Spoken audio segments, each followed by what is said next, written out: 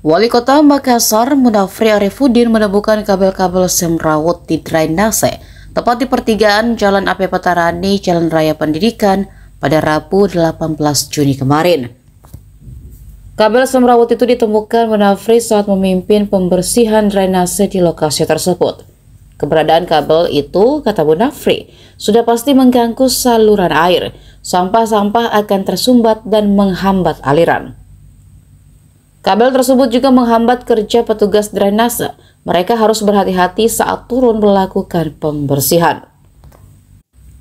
Munafri lalu menugaskan Dinas Pekerjaan Umum untuk menelusuri pemilik kabel agar dilakukan penataan.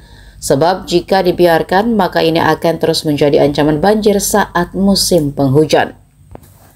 Sementara itu, Kepala Dinas Pekerjaan Umum Kota Makassar, Zulhailsi Zubir, menyampaikan pihaknya akan mengundang seluruh pengusaha fiber optik termasuk PLN. Kalau soal penataan kabel-kabel itu Pak, bagaimana untuk rencana Pak? Nah, ini semua harus dipanggil semua orang yang berkompeten di dalamnya. Ini mau dipastikan, ini kabelnya siapa, jangan sampai ada kabel masih terpasang tapi sudah tidak berfungsi. Nah, itu harus ditahu sama sekali, kalau tidak kita kasih putus saja. Daripada menjadi penyumbat di dalam ini, tidak menghasilkan juga apa-apa buat pemerintah kota. Nah, ini yang harus kita maksimalkan supaya kontrol dan pengawasan ini harus lebih kuat lagi. Pak, ini kan sebenarnya kewenangan balai Pak ya?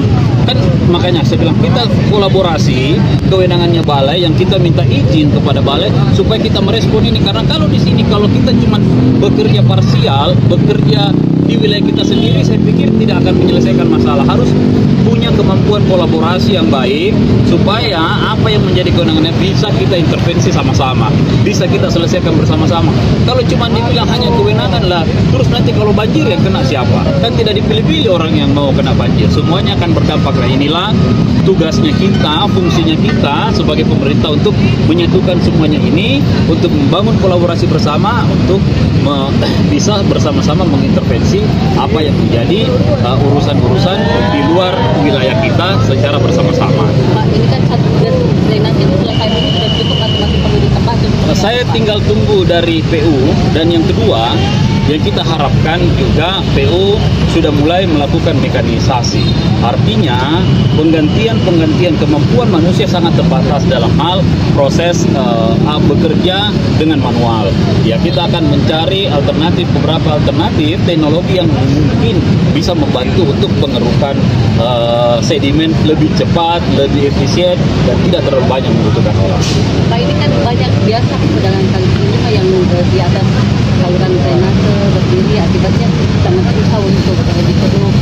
Itu bagaimana Pak? Kan saya sudah bilang, kita akan mulai dari pembersihan, di mana pembersihan ini harus ada aturan-aturan yang lebih jelas. Artinya pengawasan dan controlling ini harus sangat kuat.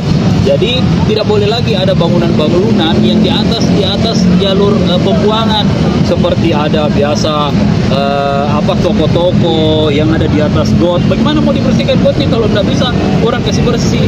Nah, seperti di jalan inspeksi kanal, tidak boleh lagi ada bangunan-bangunan yang muncul di atasnya. Ini harus cepat, dan ini kita sudah menyampaikan kepada camat dan lurah untuk segera melakukan sosialisasi di wilayah ini, untuk kita bersama-sama tim turun secara terpadu seluruh elemen masyarakat untuk menyisir. Bayangkan kalau jalan inspeksi kanal ini bersih, banyak-banyaknya yang bisa dibikin, bisa jadi alternatif untuk kemacetan, bisa dipakai sebagai jogging track, bisa dipakai untuk orang naik sepeda dan sebagainya. Download Tribun X sekarang, menghadirkan lokal menjadi Indonesia.